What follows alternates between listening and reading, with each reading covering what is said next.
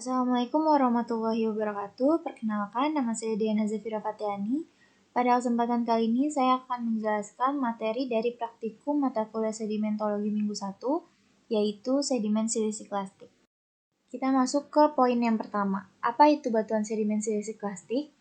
Nah, batuan sedimen yang didominasi oleh partikel silikat yang asalnya dari pelapukan batuan yang lebih tua atau batuan yang telah ada sebelumnya, dan oleh vulkanisme piroklastik disebut batuan sedimen silisiklastik. Nah, batuan sedimen silisiklastik ini mengandung fragmen-fragmen dari hasil proses pelapukan serta erosi dari batuan sebelumnya. Batuan sedimen silisiklastik ini diklasifikasikan berdasarkan ukuran butir dan komposisi materialnya. Nah, umumnya batuan silisiklastik ini adalah batuan yang non-karbonat yang biasanya terdapat mineral kuarsa, feldspar, fragmen litik, dan kadang-kadang ditemukan juga memiliki struktur berupa fosil. Nah, kenapa mineral kuarsa lebih banyak ditemukan di batuan sedimen silisiklastik? Itu karena mineral kuarsa itu cenderung lebih resisten dalam mengalami proses pelapukan. Selanjutnya, mineral apa yang umum muncul pada batuan sedimen silisiklastik?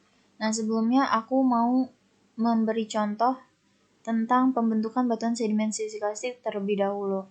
Jadi, batuan sedimen silisiklastik ini umumnya mengandung hampir seluruhnya silika dan biasanya terbentuk akibat proses anorganik atau proses mekanis seperti contohnya ada batuan sedimen yang terendapkan di sungai, kemudian batuan tersebut mengalami pelapukan atau pemecahan, kemudian sedimen-sedimen tersebut tererosi, kemudian tertransportasi, lalu mengendap kembali dan terlitifikasi menjadi batuan sedimen silisiklastik.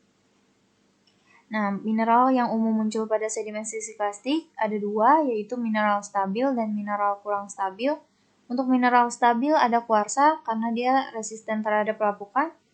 Kemudian mineral yang kurang stabil adalah yang pertama ada feldspar, yaitu albit, oligoclase, andesin, labradorit, bentonit, dan anortit. Kemudian ke feldspar, yaitu orthoclase, microcline, sanidin, anorthoclase, dan plagioclase. Yang selanjutnya ada mineral lempung dan mika halus, yaitu mineral lempung termasuk kelompok kaolinit, kelompok ilit, kelompok smektit, dan kelompok klorit, yaitu mika halus terutama muskovit, yaitu serit dan biotit.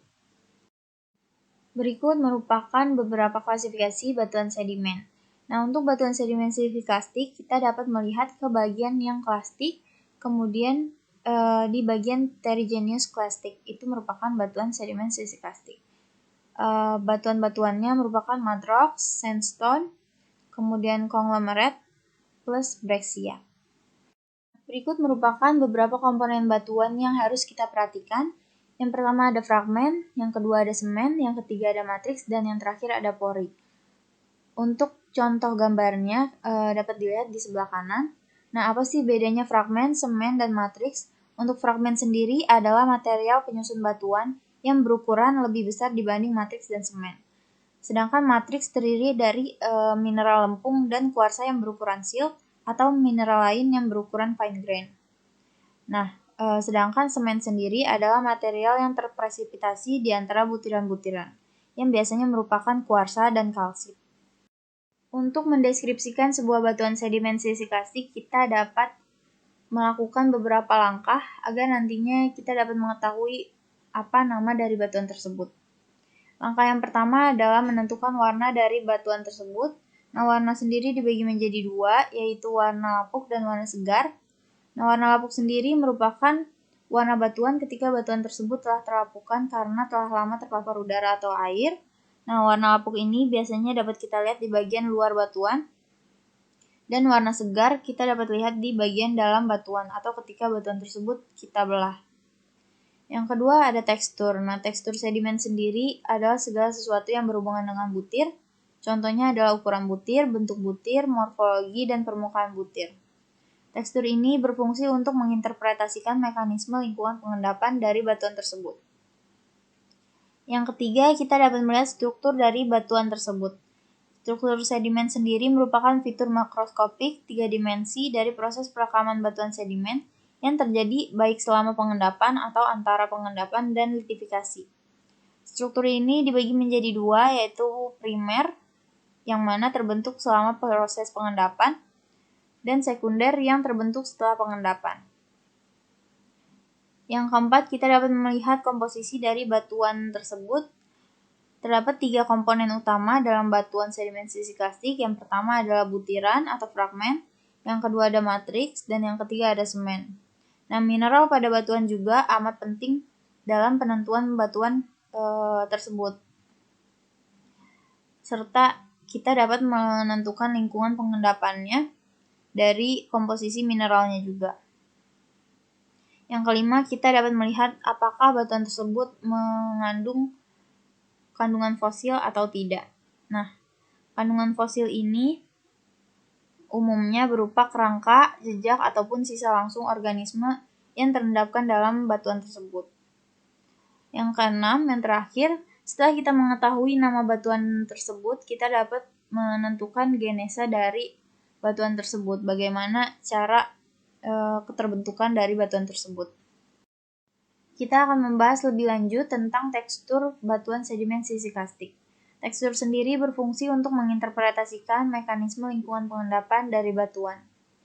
Tekstur ini dibagi menjadi yang pertama ada ukuran butir, yang kedua morfologi butir, yang ketiga kemas, dan yang keempat hubungan antar butir. Kita masuk ke poin yang pertama, yaitu ukuran butir. Ukuran butir sendiri adalah komponen yang menunjukkan ukuran dari butiran sedimen dengan dimensi panjang. Nah, ukuran butir ini dapat kita hitung menggunakan skala pembanding, yaitu skala Wentworth. Skala Wentworth ini dapat digunakan untuk membantu mengklasifikasikan penamaan dari batuan sedimen sisiklastik. Nah, penamaan ini juga akan membantu kita dalam menentukan apakah batuan ini berasal dari satu litologi atau lebih. Selanjutnya adalah sortasi. Sortasi sendiri adalah penampakan butiran sedimen yang terdistribusi dalam satu batuan. Sortasi ini dapat menunjukkan apakah batuan tersebut tertransportasi cukup jauh dari lingkungan asalnya sehingga memiliki banyak butiran yang berbeda. Sortasi ini umumnya dilakukan berdasarkan ukuran butirnya. Apabila dalam suatu batuan memiliki ukuran butir yang sangat beragam, maka batuan tersebut akan dikatakan very poorly sorted. Sedangkan jika suatu batuan memiliki ukuran butir yang tidak seragam, akan dikatakan very well sorted. Dapat dilihat gambarnya untuk di sebelah paling kanan, batuan tersebut memiliki ukuran-ukuran yang sangat beragam sehingga tidak tersortasi dengan baik, sedangkan di bagian yang paling kiri, batuan tersebut memiliki butiran-butiran yang ukurannya sangat seragam sehingga dapat dikatakan very well sorted. Selanjutnya kita masuk ke morfologi yang pertama, yaitu bentuk butir. Menurut klasifikasi dari Zing 1935, ada macam-macam bentuk butir batuan, yaitu tabular atau oblate, kemudian equine atau equiaxial atau spherical, kemudian bladed atau triaxial, dan prolate atau rod shape. Nah, bentuk-bentuk butir ini dikelompokkan berdasarkan sifat pecahan dari batuan asal dan proses transportasi yang telah batuan tersebut lewati. Morfologi yang selanjutnya adalah roundness. Roundness ini merupakan parameter yang digunakan untuk mengetahui apakah suatu butir mengalami abrasi yang tinggi atau rendah semasa transportasinya. Sementara untuk sphericity adalah parameter yang digunakan untuk mengetahui apakah butiran tersebut sudah tertransportasi jauh dari asal butirannya atau tidak. Roundness butir pada endapan sedimen ini ditentukan oleh komposisi butirannya, ukuran butir, proses transportasi, dan jarak transportasinya. Apabila suatu butiran sudah tertransportasi cukup jauh, akan cenderung menghasilkan sphericity yang tinggi. Selanjutnya adalah kemas. Kemas ini merupakan pola kontak dan penumpukan antar butir. Kemas ini dibagi menjadi dua. Yang pertama ada kemas terbuka, yaitu ketika melimpahnya matriks sampai seolah-olah butirannya terlihat mengapung, atau bisa kita sebut sebagai matrix supported. Kemudian yang kedua ada kemas tertutup, yaitu ketika butiran-butirannya saling memadat atau berdekatan satu sama lain, sehingga sedikitnya matriks, atau bisa kita sebut sebagai grain supported. Nah, adanya orientasi ini memungkinkan untuk suatu batuan memiliki massa jenis, porositas, dan permeabilitas yang berbeda-beda. Selanjutnya kita akan membahas tentang struktur sedimen. Struktur sedimen dibagi menjadi beberapa jenis. Yang pertama ada struktur erosi. Untuk struktur erosi dibagi menjadi beberapa struktur. Yang pertama ada flood cast. Flood cast ini terbentuk karena adanya erosi dari madi sedimen. Nah, gambarnya dapat kita lihat di bagian sebelah kanan. Ketika keterbentukan fluid cast, pusaran dan marsh dalam arus turbulen terisi oleh sedimen yang lebih kasar, sehingga kemudian setelah kecepatan arusnya menurun akan terbawa oleh arus erosi. Yang kedua ada groove cast. Groove cast ini terbentuk akibat sebuah objek yang terseret di sepanjang lapisan yang kemudian menimbulkan kenampakan berupa tanda alur dari sebuah parit yang memanjang tajam. Umumnya ukuran groove cast ini mulai dari milimeter sampai dengan 10 cm. Yang ketiga ada chevron. Chevron ini terbentuk ketika adanya seretan ketika sedimen masih dalam keadaan yang sangat lunak. Kemudian yang keempat ada reel marks.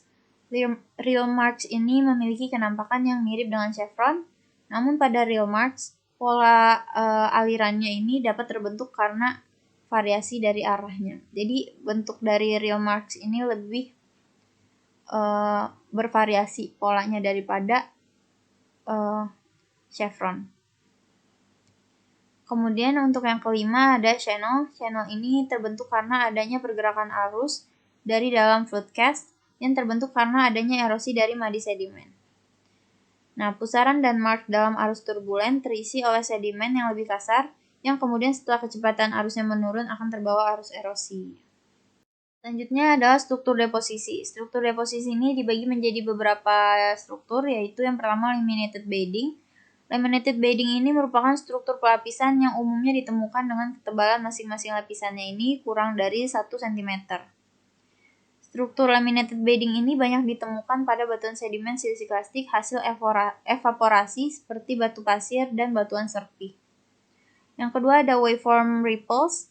Waveform ripples ini terbentuk akibat adanya osilasi gelombang yang menyebabkan terbentuknya seperti gumukan yang umumnya simetri. Yang ketiga ada current ripples. Current ripples ini memiliki kenampakan asimetri berupa steeply side atau downstream atau gentle slow side atau upstreamnya. Nah, current ripples ini terbentuk akibat adanya arus yang dominan satu arah. Yang keempat ada dunes. Dunes ini merupakan struktur asimetrik dengan tipikal panjang, lurus, kemudian memiliki puncak seperti waveform ripples. Untuk struktur deposisi selanjutnya ada mud cracks. Nah, mud cracks ini merupakan sedimen yang kaya akan lumpur yang sifatnya kohesif serta butir individunya cenderung melekat satu sama lain. Nah, ketika sedimennya mengering, volume air akan berkurang dan kelompok mineral lempungnya akan bercerai sehingga menyebabkan terbentuknya rekahan-rekahan di permukaan. Jadi dasarnya mud cracks adalah lumpur yang memiliki rekahan-rekahan atau pecahan-pecahan. Kemudian cross stratification. Cross stratification ini merupakan lapisan sedimen yang berorientasi dengan sudut tertentu terhadap horizontal pengendapan. Nah, sudut yang terbentuk ini umumnya adalah sampai dengan 30 derajat. Untuk gradasi, selanjutnya adalah gradasi. Gradasi merupakan struktur yang terbentuk dari penurunan aliran yang akan menunjukkan reduksi dari dalam ukuran butir. Dari kasar di dasarnya sampai dengan halus di bagian atasnya untuk normal grading dapat dilihat pada gambarnya. Di bagian bawahnya ini kasar sampai dengan di bagian atasnya halus. Kemudian untuk inverse di bagian atasnya kasar dan di bagian bawahnya menghalus. Selanjutnya adalah struktur setelah pengendapan. Jadi yang pertama ada slide and slump. Jadi slide and slump ini dapat terbentuk karena adanya bekas pergeseran suatu massa batuan yang terjadi di atas tubuh batuan. Struktur slide-nya memiliki kenampakan berupa pergeseran dengan bidang yang lurus, sedangkan untuk slump, kenampakannya adalah berupa bekas pergeseran dengan bidang yang melengkung. Yang kedua ada loadcast. Loadcast ini adalah pembengkakan, baik itu merupakan sedikit tonjolan, kantung bundar, ataupun sangat menonjol. Loadcast ini biasanya terjadi pada sol lapisan batu pasir yang menutupi batuan lempung atau serpih, serta cenderung menutupi seluruh permukaan lapisan. Diameter loadcast ini biasanya sampai beberapa puluh cm.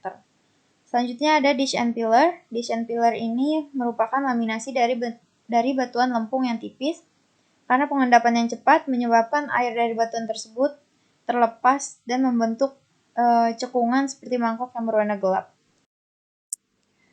Yang terakhir ada struktur biogenik. Struktur biogenik ini adalah struktur yang terbentuk akibat adanya kegiatan dari organisme. Contoh kegiatannya adalah kegiatan menggali, mencari makan, mengebor, serta bergerak dan membuat terciptanya jalur, lubang bor, lubang terbuka, dan cekungan pada sedimen semi konsolidasi ataupun dasar lumpur. Selanjutnya, berikut merupakan beberapa klasifikasi batuan yang dapat kita gunakan untuk mengklasifikasi batuan sedimen silikastik. Yang pertama ada klasifikasi Petitjohn 1975. Pada Petitjohn ini diklasifikasikan batuan sedimen silikastik berdasarkan 3 komponen paling umum dari batu pasir, yaitu kuarsa, feldspar, dan fragmen litiknya. Kemudian untuk klasifikasi yang kedua yaitu klasifikasi konglomerat. Nah, ini diklasifikasikan berdasarkan komposisi mud, gravel, dan sandnya. Berikut merupakan beberapa faktor yang dapat mempengaruhi batuan sedimen silikastik. Yang pertama ada iklim dan relief. Yang kedua ada proses transportasi sedimennya. Yang ketiga ada lingkungan pengendapannya. Dan yang keempat ada proses diagenesis. Berikut merupakan contoh deskripsi batuan sedimen silikastik yang akan kalian lakukan pada praktikum minggu 1 kali ini. Jadi yang pertama ada warna. Warna pada batuan ini diperkirakan adalah krem untuk warna segarnya dan warna lapuknya adalah coklat, yang dapat dilihat di bagian bawah-bawah batuan yang berwarna agak gelap dan sudah terlihat terapukan. Kemudian untuk yang kedua, tekstur. Ukuran butir matriks pada batuan ini diperkirakan adalah pasir sangat halus, dan untuk ukuran butir fragmennya adalah pasir sedang. Untuk bentuk butir, kalian dapat melakukan perhitungan dari sumbu terpanjang, terpendek, dan intermediate dari batuan ini, kemudian dimasukkan ke dalam rumus. Setelah ditemukan hasilnya, kalian dapat memplot hasilnya ke dalam diagram. Kemudian disimpulkan bahwa bentuk butir dari batuan ini merupakan bladed. Untuk roundness diperkirakan merupakan sub-rounded, sortasinya diperkirakan merupakan buruk, kemasnya terbuka, dan untuk struktur disimpulkan bahwa batuan ini memiliki struktur masif karena tidak ditemukan struktur lainnya. Untuk komposisi diperkirakan tersusun atas matriks sebanyak 10% dan fragmen sebanyak 90% yang terdiri dari kuarsa, feldspar, dan litik. Nah, untuk deskripsi sedimen silikastik, kalian harus mendeskripsi mineral-mineral yang terkandung di dalam batuan tersebut satu persatu. Jadi contohnya kuarsa. Pada batuan ini diperkirakan mengandung kuarsa sebanyak 70% dengan warna putih bening dan seterusnya. Begitu pula pada feldspar dan litik dideskripsikan satu persatu. Setelah itu dilihat kandungan fosilnya. Untuk batuan ini tidak terlihat adanya kandungan fosil.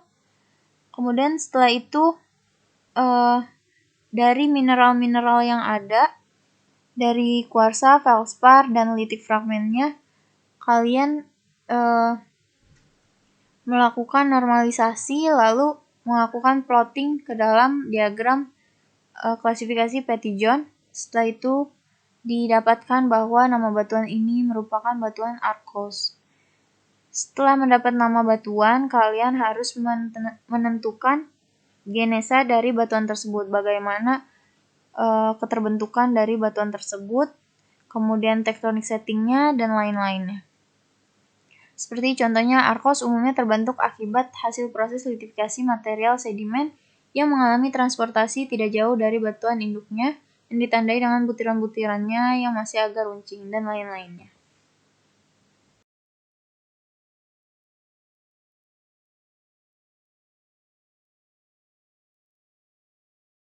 Berikut merupakan referensi yang saya gunakan selama pembuatan materi praktikum sedimentologi minggu 1, yaitu sedimen silikastik. Kurang lebihnya mohon maaf. Sekian penjelasan saya. Wassalamualaikum warahmatullahi wabarakatuh. Selamat bertemu di praktikum selanjutnya.